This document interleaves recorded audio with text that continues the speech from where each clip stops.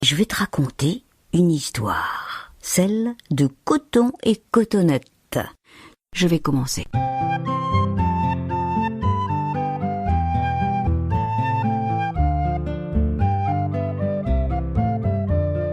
Cotonnette est une jolie petite lapine, toute blanche. La nuit, elle dort bien au chaud dans la paille de son clapier.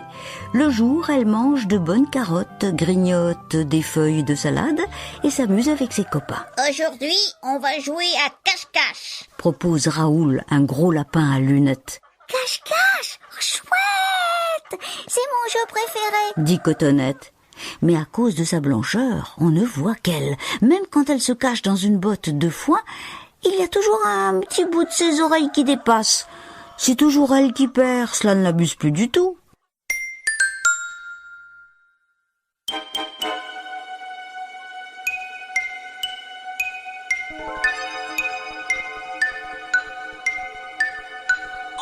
Un beau matin, elle se trouve nez à nez, museau à museau, avec un petit lapin qui lui ressemble comme deux gouttes d'eau. Tout blanc comme elle, mais ce lapin-là n'est pas de la ferme. Il se trouve juste de l'autre côté du grillage, là où commence la campagne. Comment tu t'appelles? Demande le lapin. Cotonnette. Et toi? Moi, c'est Coton. Lui répond-il avec un grand sourire malicieux. Il est plutôt mignon, Coton, avec sa fleur derrière ses grandes oreilles et sa mèche devant les yeux. Et pourquoi tu n'es pas avec nous dans la cour? Demande Cotonnette. Pfft! On voit que tu n'es jamais sorti de ta ferme. Tout est tellement plus rigolo dehors. Viens avec moi, je te montrerai.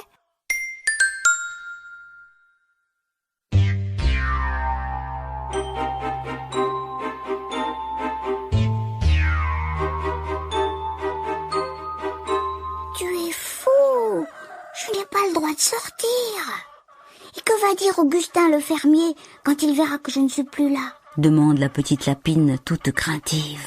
Ne t'inquiète pas, c'est l'heure de la sieste. Il n'y verra que du feu. Et aussitôt, avec ses pattes de devant, il se met à creuser un trou sous le grillage. Il va si vite qu'en 3 minutes, Cotonnette est dehors. Maintenant, les voilà tous les deux qui courent jusqu'au torrent. Coton lui montre comment descendre le torrent dans une écorce d'arbre.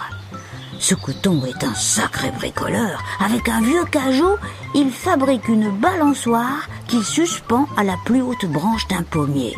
Cotonnette ne s'est jamais autant amusée. Elle ne regrette pas d'être sortie de la ferme.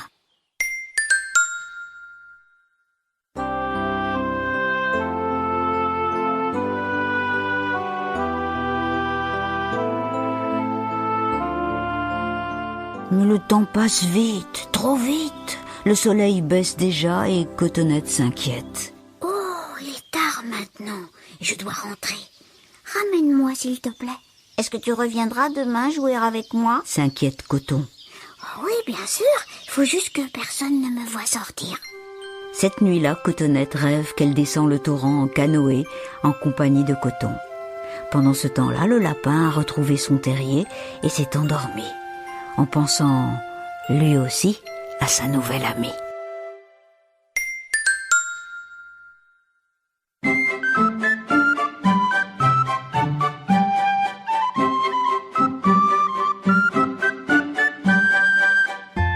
Le lendemain matin, Cotonnette cache des brins de ciboulette et de luzerne dans sa musette. Pour le dessert, elle a apporté des petits morceaux de pommes, des groseilles et des noix. Puis, ni vu ni connu, elle court à toutes pattes rejoindre Coton.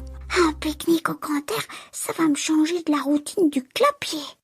Après le déjeuner, Coton et Cotonnette jouent à saute-lapin, à lapin perché, à lapin vol.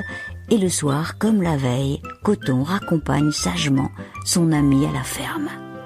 Mais chemin faisant, la neige se met à tomber en gros flocons et bientôt toute la campagne devient blanche.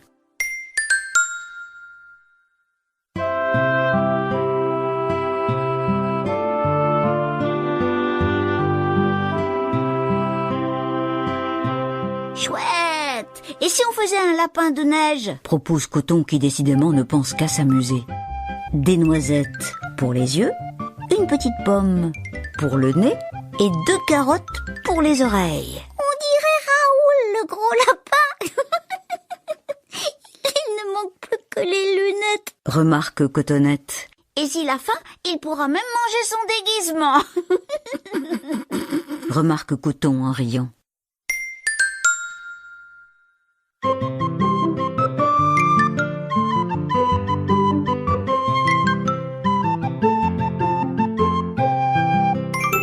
J'ai encore une idée. Dit Coton qui n'a pas du tout envie de rentrer. On va jouer à lapin invisible.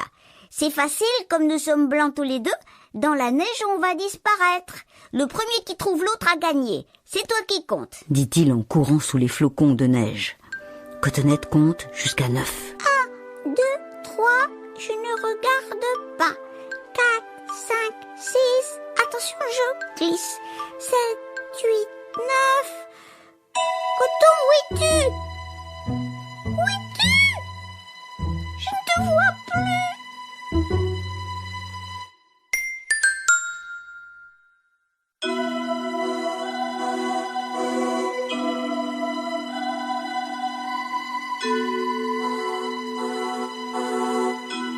Autour d'elle, plus rien ne bouge. C'est le silence complet. Cotonnette se sent perdue. Alors elle se met à pleurer si fort qu'Augustin le fermier l'entend et accourt vite pour la chercher. Il la gronde gentiment. Tu es bien trop petite pour t'éloigner. Allez, viens, cesse de pleurnicher, je te ramène. C'est l'hiver maintenant, je vais te mettre bien au chaud dans ton clapier douillet, jusqu'au printemps. Et c'est ainsi que Cotonnette, blottie dans la paille, pense souvent aux belles journées passées avec Coton. Elle soupire, elle s'ennuie. Retrouvera-t-elle son ami à la fin de l'hiver ?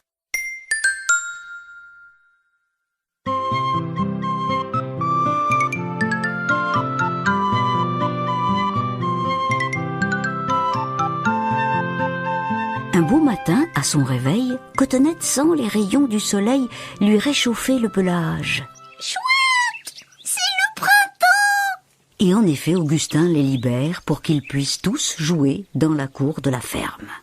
Soudain, elle entend un drôle de bruit. Elle se retourne.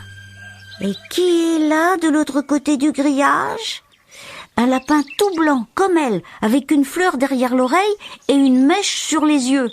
Il est en train de creuser un trou sous le grillage. Coucou Cotonnette, tu n'as pas oublié ton ami Coton, j'espère. Viens, on va s'amuser près du torrent. Et depuis, Coton et Cotonnette se retrouvent tous les jours pour jouer ensemble dans la campagne. Enfin, jusqu'à l'hiver prochain.